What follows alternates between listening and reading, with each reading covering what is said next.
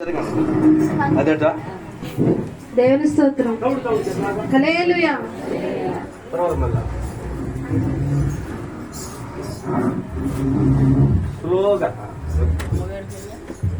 మన ఆహ్వానాన్ని మన్నించి మరి మన మధ్యకి వచ్చినటువంటి డైరెక్టర్ అయ్య గారు, డైరెక్టర్ అమ్మగారు, వారు చాలా ప్రేమ కలిగినటువంటి వారు. నేను చూసినటువంటి భక్తులు, పెద్ద పెద్ద సేవకులు, పేరుగాంచినటువంటి వారు సైతం చూంచలేనటువంటి మంచి ప్రేమ, మంచి ఆప్యాయత, చక్కని దేవుని సేవకులకు భారం కలిగినటువంటి వారు మన మధ్యకు రావటం, మనతో కూడా వారితో మనం కలిసి పనిచేయటం, అయ్యగారు మరి మన మధ్యకు అమ్మగారు రావటం, నేను ఎంతో సంతోషపడుతున్నాను. ఏం చెప్పాలి అర్థం కావట్లా, సంతోషం ఎక్కువై మరి సమయం లేదు కాబట్టి త్వరగా మనం ఈ కార్యక్రమాన్ని ముగించుకున్నాం. చప్పులు కొడుతూ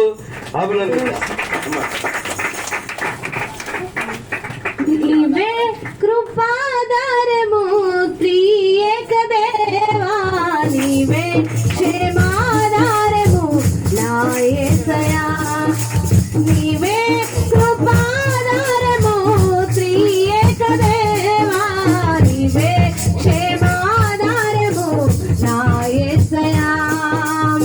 నూతన బలమును నవనూతన కృపను, నూతన బలమును నవనూతన కృపను నేటి వరకు దయచేయుచున్నావు. నిన్నే ఆరాధింతును పరిశుద్ధుడా, ఈ స్తోత్ర గీతం నీకేనయ్యా. నిన్నే ఆరాధింతును పరిశుద్ధుడా, ఈ స్తోత్ర గీతం నీకేనయ్యా. నీవే కృపాధారము ప్రియక దేవా, నీవే క్షేమాధారము నా యేసయ్యా. ఆనందించి తిని అనురాగ ఆశ్రయపురమైన నీలో నేను, ఆనందించి తిని అనురాగ బంధాల ఆశ్రయపురమైన నీలో నేను, ఆకర్షించి తిని ఆకాశము కంటే ఉన్నతమైన నీ ప్రేమను చూసి, ఆకర్షించి తిని ఆకాశము కంటే ఉన్నతమైన నీ ప్రేమను చూపి, ఆపదలెన్నో అలుముకున్నను అభయమునిచ్చితివి,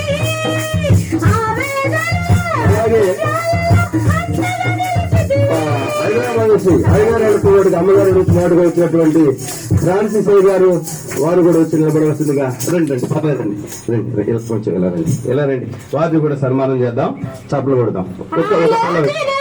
ఆశ్రయమిచ్చి కాపాడుచున్నావు, నీకే ఈ ప్రేమ గీతం అంకితమయ్యా, ఈ స్తోత్ర గీతం నీకేనయ్యా.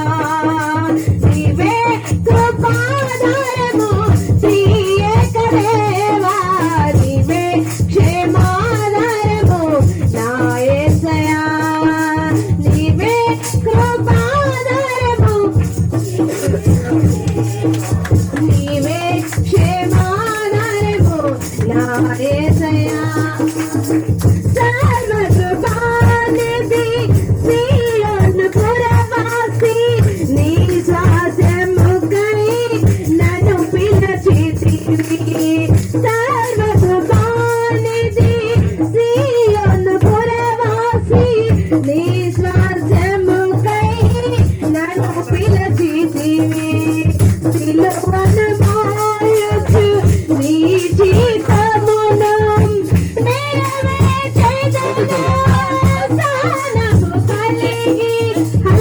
హల్లెలూయా. దేవునికి స్తోత్రం.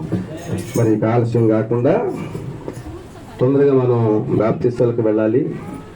అందరూ సిద్ధంగా ఉన్నారు, ఉపవాసం ఉన్నారు. ప్రార్థన చేస్తున్నామయ్యా. ఈ వారం అంతా దేవుని మందిరంలో నుండి ప్రార్థన చేస్తా ఉన్నాం. మరి ఈ బాప్తిసం గురించినటువంటి కొంత దేవుని యొక్క మాటలు అయ్యగారు అందిస్తారు. ట్రాన్స్లేషన్ ఇంగ్లీష్లో మన పెద్దయ్య గారు మాట్లాడతారు, తెలుగులో ఫ్రాన్సిస్ అయ్య గారు చెబుతారు. విన్న తర్వాత ముగింపు చేసుకొని బాప్తిసానికి వెళ్ళొద్దాం.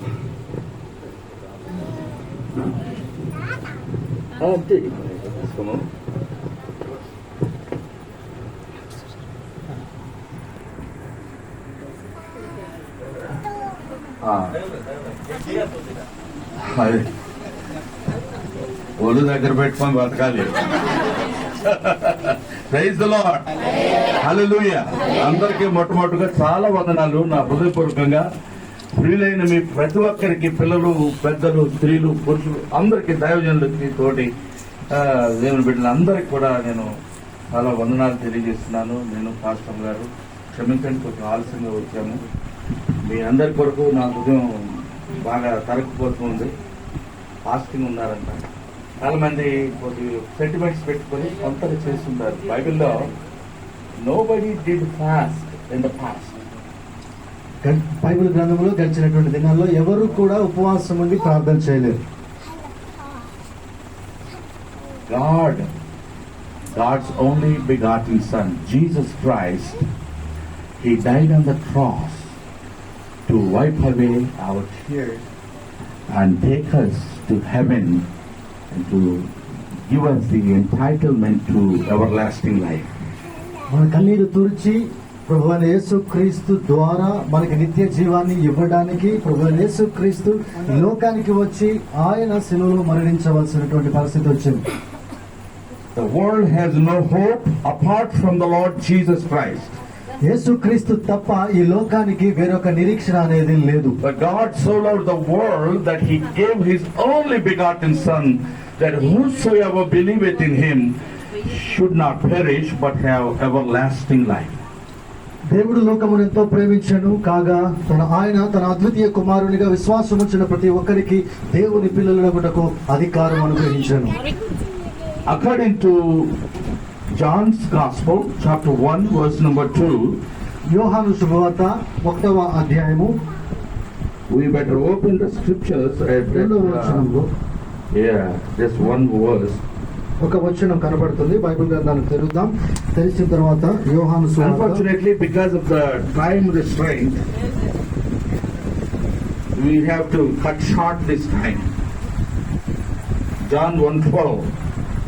యోహాను సువార్త 1వ అధ్యాయం 12వ వచనం. But as many as received Him, to them gave He power to become the sons of God, even to them that believe on His name. తమందరూ అంగీకరించిదరో వారికందరికీ, అనగా ఆయన నామముందు విశ్వాసం ఉంచిన ప్రతి ఒక్కరికి కూడా దేవుని పిల్లడకుంటకు అధికారం అనుగ్రహించబడెను.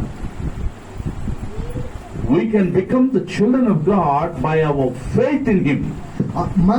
మన విశ్వాసము ఆయన యందు ఉంచుట ద్వారా మనం ఆయన పిల్లలముగా అనుగ్రహించబడినటువంటి We అధికారం. haven't seen Jesus, but we have been hearing about Him.